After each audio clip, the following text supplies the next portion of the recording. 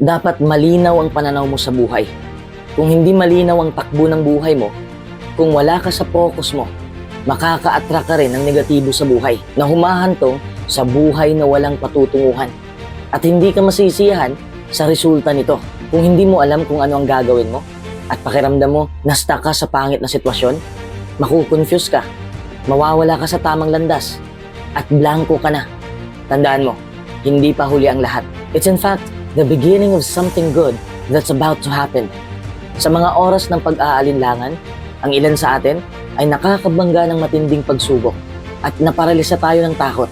Hindi tayo makakaabante at may tatanong na lang natin sa ating sarili, ano ang dapat kong gawin sa susunod?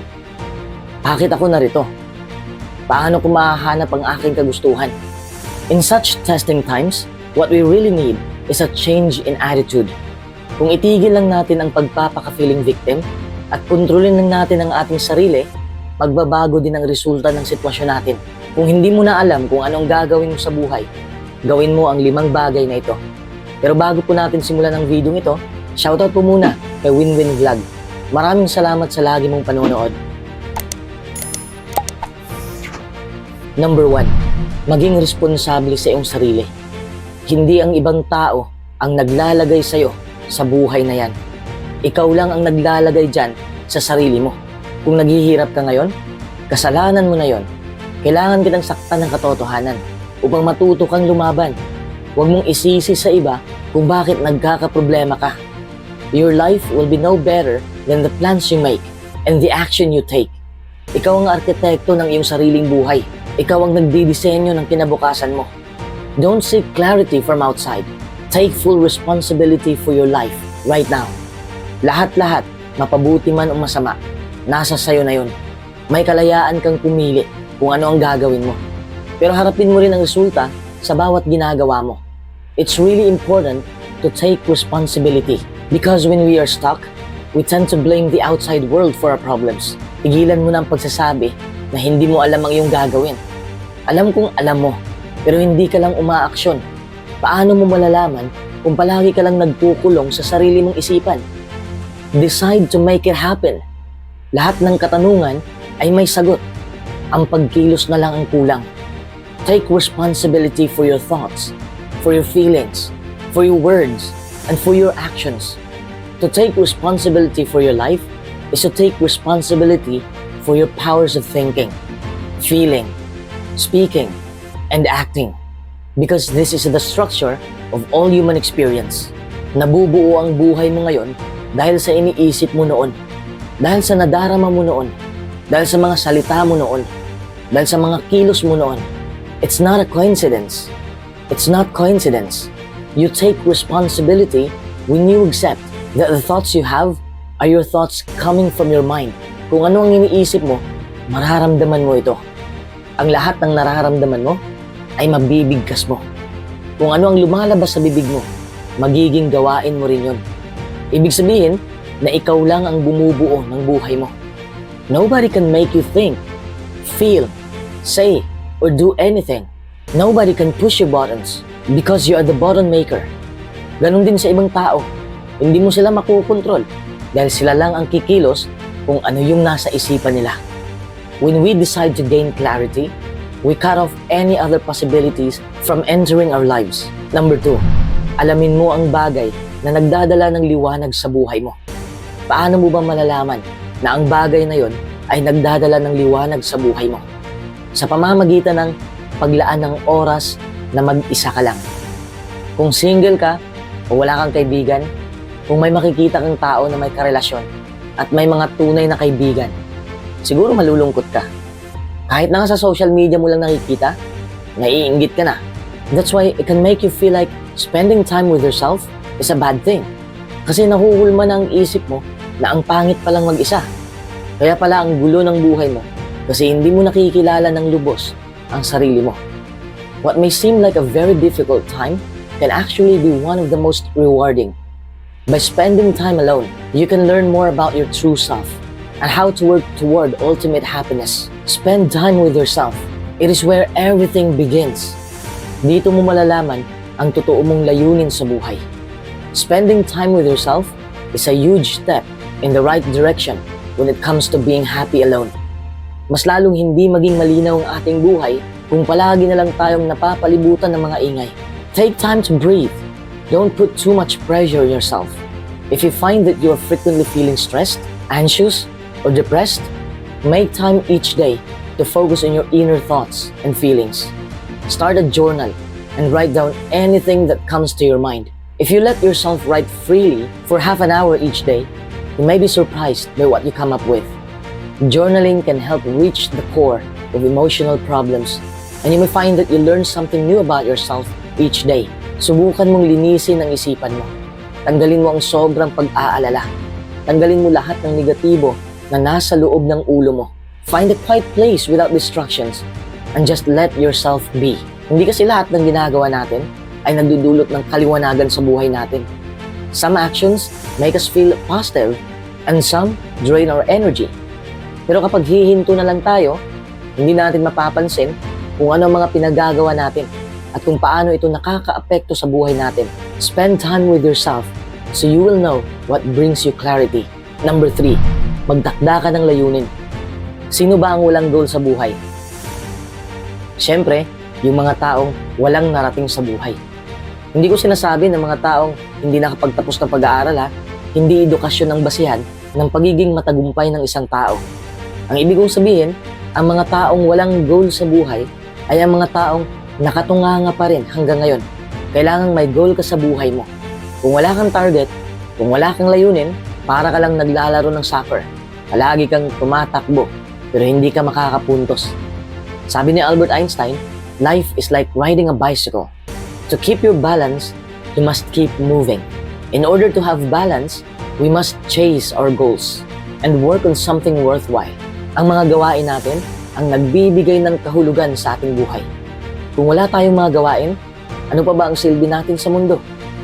Do you set goals for yourself? What are your goals for the next 1 year? How about 3 years from now? 5 years? 10 years? What are your aspirations in life? Hindi ko sinasabi na goal mong yumaman. Kung yan naman ang gusto mo, edi yan ang gawin mo. Kung isa ka sa mga taong hindi nagsiset ng goal dahil hindi mo alam ang gagawin mo, hindi mo alam dahil nasusobrahan ka lang sa pag-iisip. Don't find the perfect goal. Lahat ng goal na naiisip mo ay mas mabuti pa kaysa sa walang pinagkakaabalahan sa buhay. The trick is to start taking action and figure things out along the way.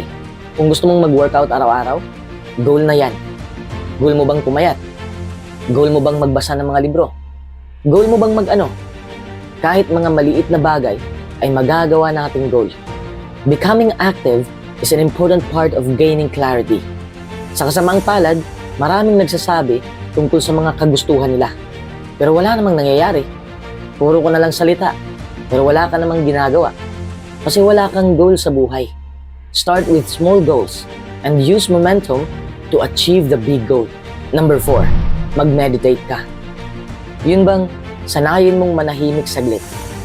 Kung kalmado ang isipan mo, syempre, mas makakapag-isip ka ng maayos. Alam mo kung bakit ka naguguluhan? Hindi naman ito dahil sa mga pangyayari. Dahil ito sa isipan mo. Mind works like a magnet and attracts the things that vibrate at the same frequency. Kaya kailangan mong mapag-isa para makakapag-meditate ka. Ito ang paraan para makontrol mo ang iyong isipan at ma-develop mo ng maayos ang focus mo.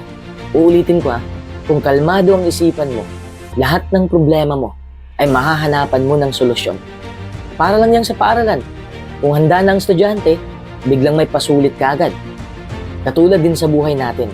Kung handa na ang utak mo, magpapakita na ang solusyon. Ang isipan natin ay maihahalin tulad natin sa ilog. Sa ibabaw ng tubig, sobrang lakas ng agos. Hampas dito, hampas doon, napakaingay. Pero kung sumisid ka sa gitna, stable lang ang daloy ng tubig. Pero sa pinakailalim, napaka-smooth lang, na para bang walang tubig. Ganyan din tayo dapat. Marami na rin ang mga taong nakikitid ang utak. Kung sino pa yung makikitid ang utak, sila pa yung napakaingay. Gusto mo bang maging isa sa kanila? Experience the stillness of your mind. When you reach deep down with focus on any other nourishing activity, you'll find the answer to all the questions you have in mind. Number 5, magpatulong ka. Paano gagaan ang buhay mo? Paano lilinaw ang buhay mo kung sobrang nahihirapan ka na? Alam mo, mahirap talagang magpatulong. Minsan nga, maiisip natin na napakahina na natin at incompetent pa. Mas nakakatakot pa kung ang taong hinihingan mo ng tulong ay hindi tutulong sa'yo. Tapos may kasama pa yung masasakit na salita. Minsan din nakakahiya kung may tutulong man. Kasi maiisip natin na naging pabigat lang tayo sa buhay ng iba. Ganyan naman tayo, di ba? Lalo na kung pinapairal natin ang ating pride. But the truth is, most of the time, people love to help others and love to be asked for help. Plus, there's a lot of other reasons it's amazing to ask for help. Sa tingin mo ba ay uunlad ang isang negosyo kung wala ang mga empleyadong tumutulong? Sa tingin mo ba ay makakaya ng presidente ang trabaho niya kung wala ang mga nasa ibaba? Sa tingin mo ba ay aangat ang atleta kung walang nagtitrain sa kanila? Hindi sisikat ang isang tao kung walang nagpo-promote sa kanila. Lahat ng mga umuunlad sa buhay ay may inaasahang tulong. May mga mentor na tumutulong sa kanila. May mentor din ako. No man is an island. Hindi natin kayang mag-isa. Palagi. You don't have to do it all alone. There's no successful person in the world who has done it all by himself. So seek help from counselors, coaches, and mentors whenever you feel it's necessary. May mga bagay na hindi natin alam na alam nila. May mga alam din tayo na hindi nila alam. Give and take. Kaya't kailangan natin humingi ng tulong at mag-abot ng tulong. Halimbawa, gusto mong magtayo ng gusali. Siyempre, magpapatulong ka sa arkitekto para sa magandang disenyo. Hindi mo kaya yon kung hindi ka architect. Hindi rin mabubuo ng architect ang gusaling yon kung wala ang engineer. Siyempre, hindi yan mabubuo kung walang mga skilled workers. Kita mo yan? We need help. We need mentors. We need counselors. Even asking your friend about a potential solution can really help. This is the value of feedback. Kaya nga may mga comment section para naman makahanap tayo ng solusyon galing sa ibang tao. So if you don't know what to do, don't wait for clarity to magically enter your life. You are creating your life consciously or unconsciously with your thoughts, emotions, and actions. Take full responsibility for creating clarity and take positive action. Remove yourself from any external influences that pull you down and drain your energy. Become active and find your clarity.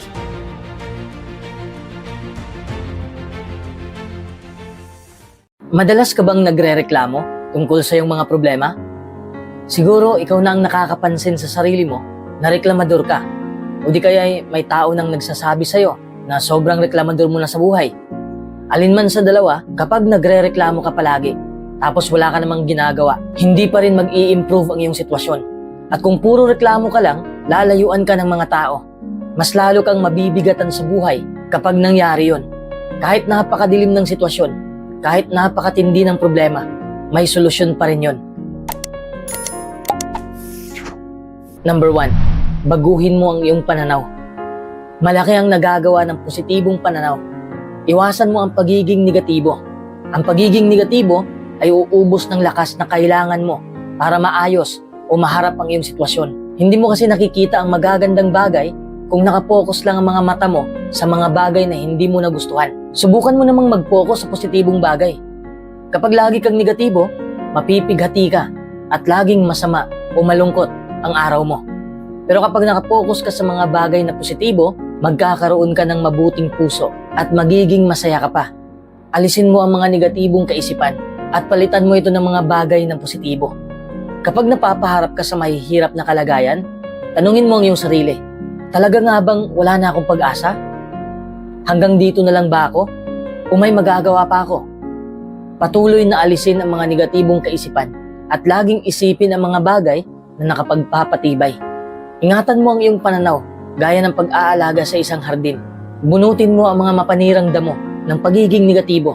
Magtanim ka ng mga binhi ng pagiging positibo at lagyan ng pataba ang iyong buhay sa pamamagitan ng mga gawaing magpapasaya sa iyo. Mag-aani ka ng positibong mga bunga na magpapaligaya sa buhay mo at patutunayan nito na talagang malaki ang nagagawa ng pananaw. Hindi ka na palaging magrereklamo kasi nakapokus ka na sa magandang side ng buhay. Number 2, Kapag nagrereklamo ka, stop na agad. Sa tuwing mapapansin mo na nagrereklamo ka na pala tungkol sa isang problema, palitan mo ang reklamong yon sa pamamagitan ng pag-focus sa mga bagay na dapat mong pasalamatan. Halimbawa, sobrang init ng panahon ngayon. Tumigil ka na sa pagrereklamo. Magpasalamat ka na lang dahil natutuyo ang mga damit mo. Kapag palaging umuulan, huwag kang magreklamo. Magpasalamat ka na lang dahil nadidiligan ng ating mga pananim at bulaklak. Tapos masarap ang matulog kapag umuulan. Di ba? Ang tanong, mapagpasalamat ka ba? Dapat na pag-isipan niya ng bawat isa sa atin. Kung mapagpasalamat tayo, nagiging positibo ang tingin natin sa ating sarili. Isang magandang dahilan yan para maging mapagpasalamat. Kung mapagpasalamat ang isa, gumaganda ang pakiramdam niya. Dapat din tayong maging mapagpasalamat dahil nakakatulong ito sa atin na maging positibo sa halip na negatibo. Kapag mapagpasalamat tayo, para nating hinaharangan ang negatibong kaisipan. Kaya mga positibong bagay lang naiisip natin. Hindi tayo nakakapagtuon ng pansin sa mga problema. Paano pa tayo makakapagreklamo? Nakapokus na tayo sa positibong side ng buhay. Habang naging mapagpasalamat tayo, mas marami tayong nakikitang positibo. Kaya lalo pa tayong nagiging mapagpasalamat. Makikita mong mabisang panlaban sa pagiging negatibo ang pagiging mapagpasalamat. Hindi ba't mahirap mainggit, malungkot, magalit, o magreklamo kapag puno ng pasasalamat ang puso mo? Mas maliit din ang tsansa na maging materialistiko ang mga taong mapagpasalamat. Pinapahalagahan nila kung ano ang meron sila at hindi sila nagpo-focus sa pagkakamal ng higit pa. Number 3, harapin mo ang problema. Maraming tao ang nagreklamo tungkol sa kanilang mga problema dahil wala silang lakas o kumpiyansa na harapin ang mga problemang yon. Puno ng problema ang buhay natin ngayon. Habang papalapit ang wakas, parami ng parami ang problema. Kung minsan, baka kinakapos tayo sa material. Lahat naman tayo ay dumadaan sa mga pagsubok at problema. Isa ito sa mga sangkap na nagpapasarap at nagbibigay kulay sa ating buhay. Mula pagkabata hanggang sa mga oras na ito, may mga problema na tayong hinarap. May hinaharap at may haharapin pa. Ang daming problema sa buhay. Problema sa pamilya, sa anak, o sa asawa. Problema sa pinansyal. Problema sa kaibigan, trabaho, o pag-aaral. Lahat yan ay darating sa atin. Minsan magaan, minsan mabigat. Minsan parang kaya mo. Minsan naman parang gusto mo nang sumuko. Sabi nga sa kasabihan, huwag mong problemahin ang problema. Hayaan mong ang problema ang mamroblema sa sarili niya. Sa unang pagkakarinig ko sa kasabihang ito, parang gusto kong sumang-ayon. Pero naisip ko, kung hindi natin puproblemahin ang problema, paano natin masolusyonan? Parang binaliwala lang natin. Hindi natin maiiwasan ang problema, pero hindi rin natin baliwalain. Kasi ang problema ang dahilan kung bakit tayo matatag, kung bakit napakadami nating natutunan sa buhay. Kung may darating na problema, pwede mo itong hindi isipin, pero hindi pwedeng hindi mo ito haharapin. Sa laban ng buhay, mahalaga na kilala natin ang ating kalaban. Pinag-aralan dapat ang bawat detalye tungkol sa ating katunggali upang malaman natin ang gagawing hakbang upang magwagi. Number 4, ilabas mo ang iyong tensyon. Lahat tayo ay may sariling mga paraan upang maibsan ang stress. Kapag sobrang stress ka na sa buhay, doon ka na rin magsimulang magreklamo. Bahagi na ng buhay ang mga alalahanin. Pero huwag mo munang alalahanin ang lahat ng bagay na nakakapagpa-stress sa'yo. Huwag mong pagsabayin yung lahat. Una, tanggapin mo na hindi maiiwasan ang lahat ng stress. Kaya ang pag-aalala sa mga bagay na hindi naman maiiwasan ay makadaragdag lang sa stress mo. Ikalawa, hindi naman laging nangyayari ang mga bagay na ikinakatakot mo. Hindi ka kasi makakapag-isip ng maayos kapag negatibo ka. At kapag palagi kang nagre-reklamo, kaya relax ka lang. Isipin mo naman ang iyong sarili. Alagaan mo ang iyong sarili. Ang regular na pag-eehersisyo ay nagpapaganda ng kalusugan. Alagaan mo ang iyong katawan. Ayon sa mga eksperto, mas marami kang magagawa kung masustansya ang pagkain mo. Regular kang nag-ehersisyo at sapat ang iyong tulog. Hindi naman mahirap alagaan ang ating katawan, di ba? Number 5, magpatulong ka. Kaya ka nagre-reklamo ngayon dahil hindi mo na kaya ang ginagawa mo. Kaya magpatulong ka. Huwag kang mahiyang humingi ng tulong sa iyong mga magulang at kaibigan. Talaga bang makatutulong ito? Oo, ang emosyonal na suporta mula sa iba ay nakababawas sa pinsalang pwedeng idulot ng stress sa iyong puso. Kapag nababalisa ka, pwede kang patibayan ng mabuting salita ng mga tunay na kaibigan Pwede kang patibayin ng mabuting salita ng mga tunay na kaibigan. At baka yun ang kailangan mo para muli kang sumigla. Magkaiba ang reklamo sa pagsasabi ng issue mo sa buhay. Ilabas mo ang iyong nararamdaman sa mga taong tunay na gustong makinig sa'yo. Pero syempre, magtanong ka muna kung pwede ba silang makinig sa'yo. Kapag ibinubuhos mo lang ang iyong mga emosyon sa ibang tao, nang hindi ka muna nagtatanong, baka madagdagan pa ang anumang problemang kanilang kinakaharap. Isipin mo nga kung ikaw yung nakakaranas ng bad day, tapos lalapitan ka kagad ng tao para magsabi ng kanyang problema. Mas lalo kang lulubog sa buhay. Kaya bago mo sabihin ng iyong problema, magtanong ka muna kung handa ba silang makinig sa'yo. Number 6, matulog ka ng sapat. Bakit mahalaga ang sapat na tulog? Tumutulong ito para maging matalas ang isip mo. Ang pagtulog ay tinatawag na pagkain ng utak. Nakatutulong ang pagtulog para maging mahusay ka sa paaralan, sa sports, at sa paglutas ng mga problema. Tumutulong ito para gumanda ang iyong disposisyon at mood. Ang mga taong kulang sa tulog ay mas malamang na maging sumpungin, malungkot o madepress at mahirapang makisama sa iba. Number 7, kumilos ka. Alamin mo kung ano kang talaga. Ikaw ang hilaw na materyales sa kung ano ang nais mong kalabasan. Nakuha mo ba ang punto? Ang bagong pagkatao mo ay dapat na itayo sa pamamagitan ng pagbabago sa dati mong pagkatao. Kaya dapat ay wasto ang pagkakilala mo sa iyong sarili.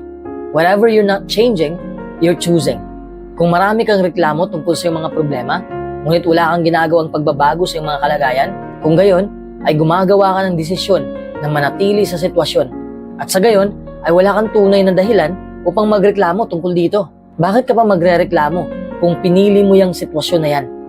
Tandaan mo ang mga bagay na pinakamadalas mong inirereklamo at isalang-alang kung paano mo magagawang baguhin ang mga ito. If a man does not train his mind to think correctly, he will be unhappy. If you don't like something, change it. If you change it, then change your attitude about it. But whatever you choose to do, don't complain about it if you are not willing to do something to make a change for the better. Ano ba ang dahilan ng pagrereklamo mo? Ang pagrereklamo ay kadalasang isang choice na ginagawa natin kapag tayo ay labis na naiirita sa isang paulit-ulit na nangyayaring negatibo sa buhay natin o sa pag-uugali ng iba.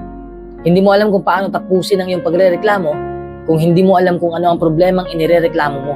This is why it's so important to determine the root of where these complaints come from. Number 8, ihagis mo ang iyong pasanin sa Diyos. Hindi ka na magrereklamo kung ihagis mo sa Diyos ang iyong mga problema. Mas gagaan ang pakiramdam mo. Marami sa ngayon ang nanlulumo dahil sa mga pasanin. Ang kahirapan sa kabuhayan, malulubhang suliranin sa pamilya, pagkakasakit, kirot, at pagdurusa dahil sa paniniil at kalupitan, at sunod-sunod na pagdadalamhati ay mistulang napakalaking bato na nakabitin sa kanilang lieg.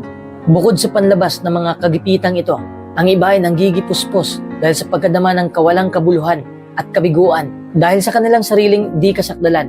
Marami ang natuksong sumuko na lamang. Paano mo makakayanan kapag ang mga pasanin ay waring lubhang napakabigat?